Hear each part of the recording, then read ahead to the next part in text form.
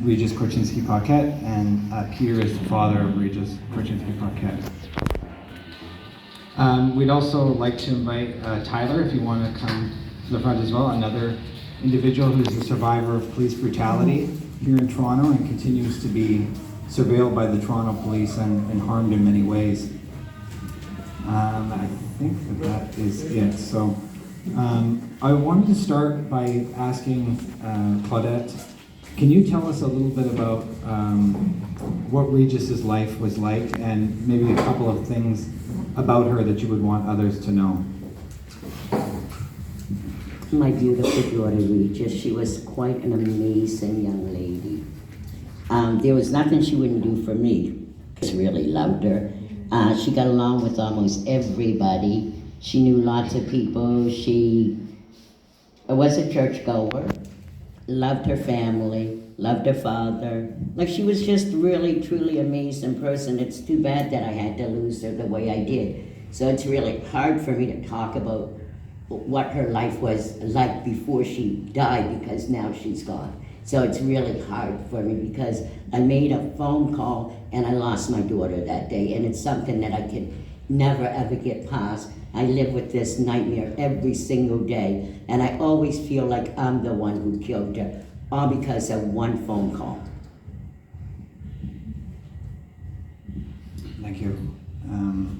Again, as I always say, is so sorry for your loss, and we're going to continue to fight for justice for Regis and for all those that have been police violence and police brutality and racism. Peter, I wanted to ask you a little bit about what this documentary means to you and how people look at it as a way to generate change, hopefully in the system, or how can we support you and the family going forward? Yeah, so just share the documentary, and I guess the truth will come out slowly through us, right, and people that have watched it. But it's important to understand, like, that not a lot of people know what happened. Like, they're still going off the SIU report. It's all lies from the start to the end. It's all a bunch of lies. And people have to get over that, right? And it's no fault of their own, right? Because, we're programmed to look at police in a certain way since we were kids. Every show on TV is about police, right? And it's always about, they make them seem like they're just like you and I. They have relationships. They go through all this, and they have such a hard job. Blah blah blah. I have no sympathy for cops at all. I don't care what you like. Okay, you see some stuff, right? I was in a room with a bunch of cops. They said, I looked at these pictures that I shouldn't have, but I looked at them. Okay, so you're affected by that now. So, if you're going through some tough times, take time off. Get help. Why do you keep going for it? Why'd you become a cop? Because you can carry a gun. You get free food, right? People, whatever, Well, what about the part about police being able to bully us? They bully you. Like, why'd you become a cop in the first place? Really, like, it was to hand out tickets. I don't think so. You just want to Authority. Assert your authority over people and your power. But they get a lot of days off, make a lot of money, and the only reason the only way I see them getting screwed up is that's such a toxic environment, whatever. But they're on this shift work, midnights and days and afternoons. I did that myself too. It's no fun, but they can take time off whenever they want, right? And they have such good benefits and everything like that. So, What supports are there for the families or people that are victims?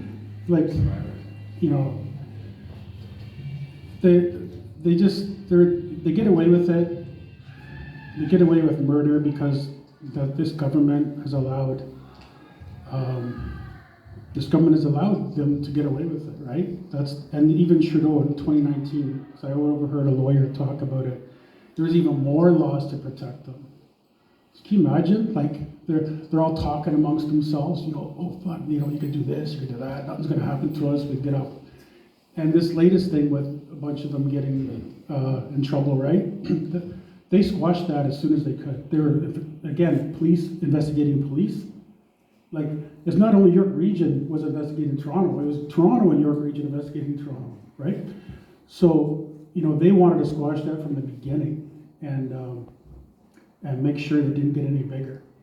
And but getting back to the SIU, yeah, they lied from the beginning. If you look at the SIU report about Regis, they make it seem like, oh, it's all mental illness, it's all post-ictal phenomenon, it's all bullshit, right? Epilepsy is a disability, right? And it had nothing to do with, Regis was well aware of her surroundings and everything like that. She was just minding her own business. They met them at the elevator. They never told anyone that part, right? At the elevator, there was nothing going on. Like, oh, who's on the lease? That's what they were talking about. And then they got separated and they started accosting Regis. And then another guy came around the corner and accosted her again, right? So then they told her to go in the apartment. Then they chased after her, right? And then they lied about who went in first and blah, blah, blah. And even Claudia was right there. She saw the whole thing, but they made her take back. Take a retract. Yeah, because she was in like PTSD, right? It took me 2 years to actually find out what exactly happened at the front door. Like, she saw what happened, right? And we just didn't want to face the reality, right? I guess we just kind of like, we knew what happened, but we didn't want to deal with it. We didn't want to see it. You know what I mean? So the pictures in the SIU report. It shows a picture of a cigarette butt. If you go on there, you'll see it. It's like totally ridiculous. They show a cigarette butt on a table. You're like, why would they show a cigarette butt on a table like that? A whole cigarette, not even lit, right? Just full cigarette. It's because they're trying to show people that nothing happened on the balcony. That this cigarette stood there by itself and didn't move. So that's what they're trying to put in your head, right? And so you're telling me that cigarette must have been there all day, Regis went outside the balcony. You mean like she went outside and you're telling... Regis didn't go outside on the balcony. She was nervous of heights. Yeah. Okay? They pushed her out onto the balcony. That's what they did. They dragged her through the living room and onto the balcony. So they planted that cigarette there, and also they planted some salmon on the safety net. And that, I was looking at that, I'm like, why the fuck, after would they do that, right?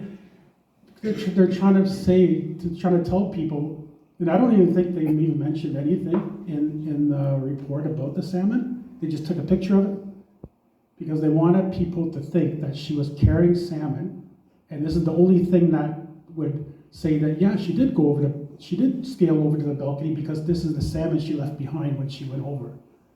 Like, how pathetic is that, right? Can I say something? Yeah, so, Okay, listen at this here, okay? The police came into my house, actually backed my daughter out to the balcony.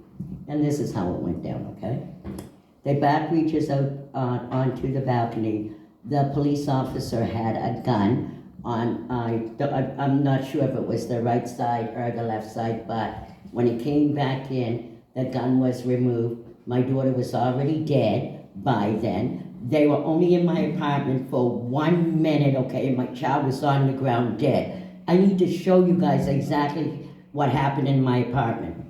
So I heard my daughter screaming, "Mom, help, Mom, help," and the last time it was like, "Mom, help me."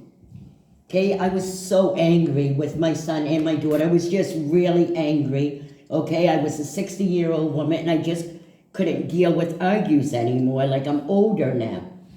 So anyway, I said to the police officer, "Where's my daughter? Where's my daughter?" So he walks over to the balcony. He tells me, and like Peter said, there's a safety net next door, like to the next door neighbor. So the police officer tells me she went to the next door neighbors. We're on the 24th floor. Okay, so I guess she must have ripped the net open or something and got over there. That wasn't true. So anyway, they walk through my apartment, go to the next door neighbors, knock on the door, nobody's there. So they come back into the house. He takes his good old slow time, and when I say slow, it was slow. They didn't run or nothing. So he goes over, he comes back, he goes back out, he comes back and he goes, oh, I guess she went to the 23rd floor. Okay, they already knew because they already threw my child off the balcony. And then he comes back, because then I started cursing like my effing daughter better not be on the ground. She better not be on the ground. You know, this idiot had the nerve to come back, go back out there, come back to me, look me dead in my face like this, and tell me, yes, she's on the ground. They didn't run out of my house, They took their time and walked out of my house, told me that my daughter committed suicide and wouldn't allow me and Reese to go downstairs, okay? That's what happened in my house that day.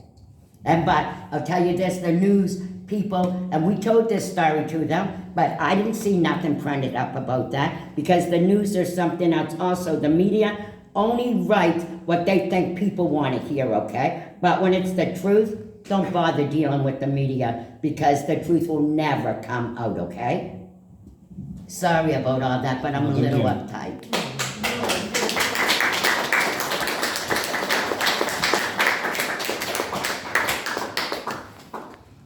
So we're here on, we're at Black Lives Matter headquarters, Wild Seed Center. Anthony, I wanted to ask you, what does this mean for you? You know, we're talking about Regis, we're talking about police brutality. What is the significance of this moment? I find it's very significant for many reasons. You know, it's Black History Month. We're at the Wild Seed Arts and Activism Center, which is the Black Lives Matter headquarters. And it's a place where, where we need to come together and form ways to change the system. And this is a better place. This is the best place to do it at. And we should have been doing this for a long time here anyway. So I'm glad, and it's very honored to be here. Thank you. So true. And the fact that, this movement started out of tragedy, right? And yet we don't seem to be coming together like this as much as we really need to be in the space that was set up for this, right? To end this and to bring racialized communities together in a space that's safe, humble, and obviously trying to make systemic. Yes, I agree. Tyler, I want to ask you what about the connection between what happened in Regis's case or in other cases, but in your situation with the police where they attacked you when you were having a mental health crisis, and the way that they responded in such a violent way, and how can we change that, or things that you would like to see going forward? I think that the police have a lot of power in these situations and a lot of responsibility given to them, and they need to use that power and responsibility in a way to protect the people, empower the people, and make sure we're all safe, not just certain communities that are safe, that everybody's safe, no matter if they're mentally ill, handicapped, in a bad state, on drugs. I think the lack of empathy by a lot of police officers is unfortunate, and it leads to a lot of bad things. What happened to Regis and what's happened to me on multiple occasions, I understand what it feels like to have to live with these things mentally, emotionally, physically, spiritually.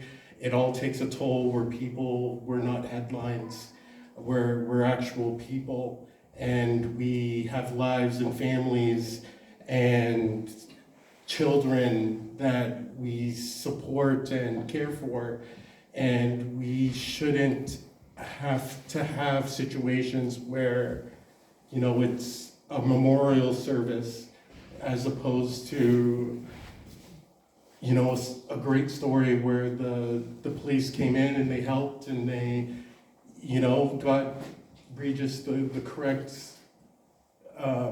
supports that she needed, and came in with an empathetic heart instead of an authoritative heart, that maybe these things wouldn't happen, but it's unfortunate that they keep on happening. In the case with myself, with Anthony, and it seems like they're not changing. It's nice to see in the news that the corruption of Toronto police has been brought to light, and I really think that this is just the tip of the iceberg. May sound conspiratorial, but I believe there's a big problem with Toronto police and corruption, and it's seeped its way into the roots of who Toronto police is. If I feel that they've only taken the time to call this stuff out recently because it was another police officer. But if it's Regis, if it's me, if it's Anthony, if it's many others like us, do we get that same opportunity, same justice? We're not given those opportunities. These opportunities are given out to, depending on who it happened to, what state were they in, what were they on. I think asking those questions is, or having that stigma against people who suffer police violence kind of doesn't get at the root of what's corrupt, what's not working. And maybe police work for some people, but for many people, it doesn't work. It's not helpful.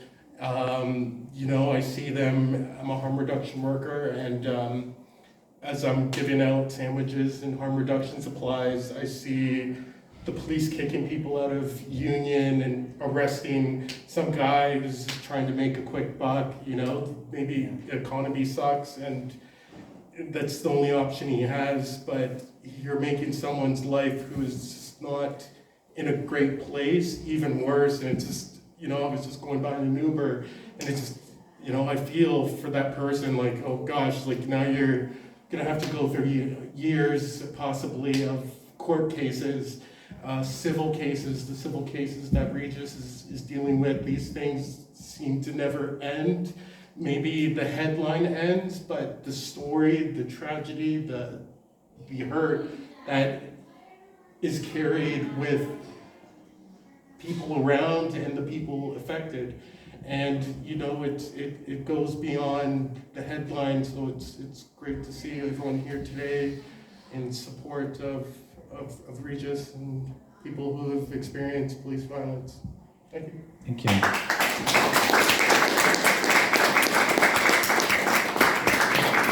I think you open up with a really good point as well, that there's so many things that are happening to try and drive that change. So I would open this up to any of you that want to speak to it. But what can be done, right? I mean, we hear about civil cases. We have the inquest coming up in October for Regis and others. What has the Regis Forever Foundation been doing to actually make change? Well, you got to tell the truth, right, about what's really going on. So when you talk about, oh, they're not trained properly, let's train them properly. Okay, like you understand that there's balcony gangs, there's squads that just go out and they know what they're gonna do. It's all pre-planned. They just go in. Like, what do you think they did with Regis? Do you think that was just like, oh, what's going on here? Oh, we're gonna throw off the balcony? No, they planned it out. They waited till Waddell came. He's the subject officer. So what they did was they accosted Regis, got everything all confusing, right? Separate the family, just like they did at Jane and Finch. I forget the African guy's name. Yeah. The father, he's still crying to this day. Oh, go, hey, Pops, go in the balcony, we would take care of it. Boom, off the balcony. Anthony out the window. Bobby Ramru, here, Bobby, go play at the window. We'll pretend we're outside, and you'll just eventually fall. Let him play for an hour on Anthony. And Anthony, yeah, 11 floors. Here you go. Thank God he can tell his story and he lives to tell. Okay. I talked to like I don't know, man. A criminologist came up to me. Can't get a hold of him now, but he told me, yeah, he's balcony gangs. He goes, it's all hush hush, obviously. This is what they do. So how do how do you train that? It's already installed, right? You have to, how do you get rid of these guys? That's what we should be talking about. Not like, obviously the training, the new guys, whatever. But you know, those cops you see on the street now, they're just young. They're kind of like whatever, you know, just regular cops, I guess. But then there's a bad cops that okay, they recruit them. Okay, let's see what you can do. Let's see, because there was one girl, one female cop, Malinga. She was in the with Regis, and I think she's the one that actually said in her interview that Waddell was on the balcony with her, and then they shut her up. Right? So I'm thinking she's the one that grabbed Regis's phone, and then because you see her in the pictures after, like walking around the hallways like all spaced out, right? And the other guys are all like, fuck, you know, what just happened? And if you look at their faces, you can see like, you know, it tells you everything right there, right? So, you know, whatever. But they also, see, we have a terrible police force. It's terrible, okay? We have alcoholics and we have drug addicts, okay? And they have been allowed to put guns in their hands. So what does that say about us? We're not safe. I'm probably more safer with you guys than I am with the police. I don't trust the police. I wouldn't care if I saw somebody dying, unfortunately. I'd probably run to a neighbor. I would never call the police because I'm too afraid that they would kill them anyway. And that's pretty scary when you're afraid of the law where you live. Law's no good here in Ontario. Actually, I don't think the law's good in Canada, period. Okay? But it's like, what are we going to do about the change? Because it's only us as the people are the only ones that can make that change with our government. But it's time that we need some changes because we need to get these guys off the streets. They're killers, and it's no joke. And they will kill any one of you guys. Don't ever think they won't. And I don't care if you're white, black, green, purple, blue, I don't care, okay? Because listen, we live in a racist system, okay? And if you're white and you're poor, or you're an alcoholic, or you're a drug addict, how do you think the police are going to treat you? Any different than they're treating me? No. So we need to, but it has to be us to make the change. So if we want change, then let's start doing something about it. And it's not a handful of us. It has to be all of us. You see how the Palestinians stand together? Like, look at them.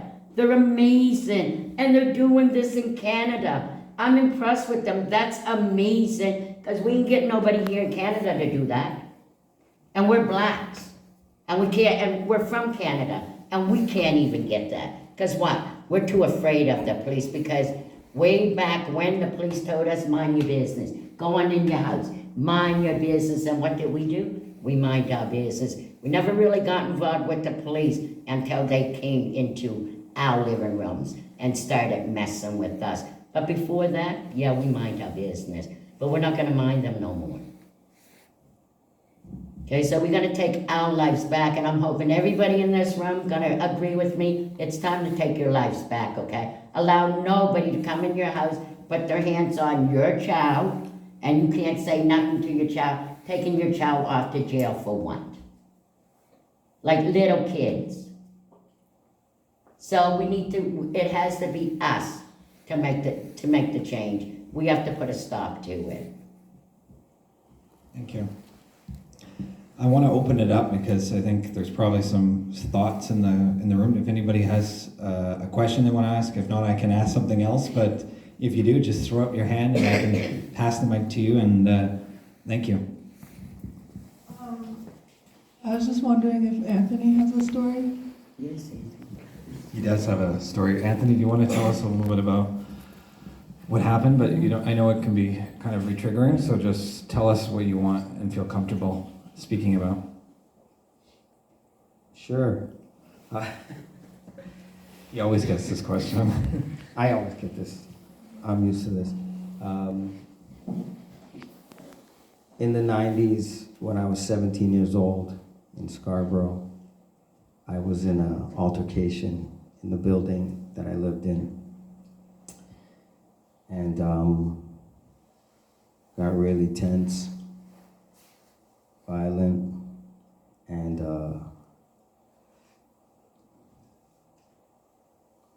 this guy pulled a weapon to my face,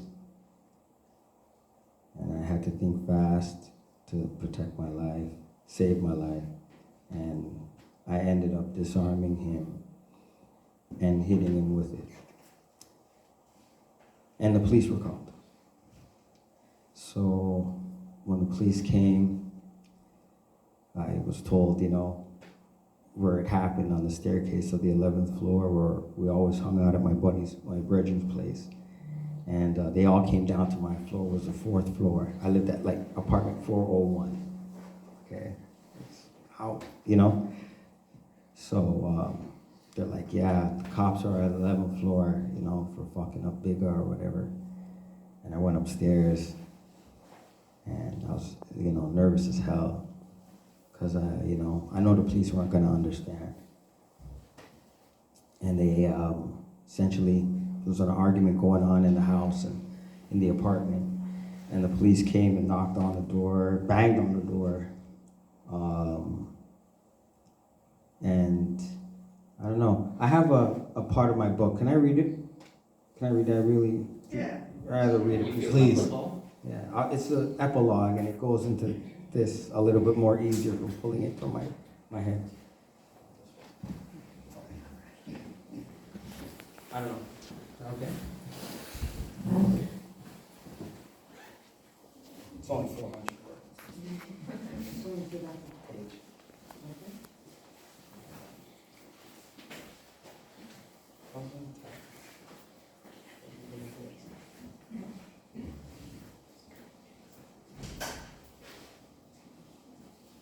Just to say the whole story all over again. It's a lot. But it sounds better from the book. Okay.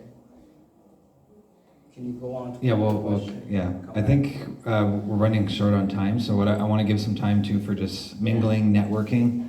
But we want to thank you from the bottom of our hearts for coming out tonight. It's too much. It's sold out. The Regis Forever Foundation is doing some really amazing work.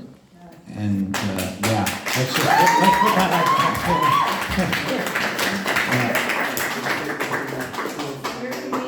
Does he have a book, his book sold out, is that what you're saying? his book is not published yet. Not published. It's not published yet. No, why would I be talking about Anthony's book? Yeah, Anthony, talk about your own book. But yeah, it's going to be out soon. He's working on a number of chapters. Okay. He's also written an article that's going to be in the journal Prisoners on Prisons about carcerality and brutality within his own experience. So that should be out in the summer. And yeah, also there was a number of people that have asked about the documentary. It is on YouTube. So if you want to rewatch it again and then connect back with anybody on the panel, please take a look. It's under Mad Lab Press. Just look up the Regis story and it'll come up. And please get involved with the foundation. We always need volunteers. We've got an email set up, Regis Forever Foundation at outlook.com. You can make donations to the Regis Forever Foundation as well. We're going to eventually have a big button on there so people can donate, but it all goes back to the community. I've never been part of an organization that it goes to the people, right? Feed in the people. Look at the beautiful meal that Claudette and her team at, PWA? So people living with AIDS. What an amazing organization. Most of our events are there. Yeah, exactly. I've been there. So please, donate to any of these organizations. Keep in contact, and thank you so much for everything. It's been a pleasure to be with you folks on such a monumental day. So thank you.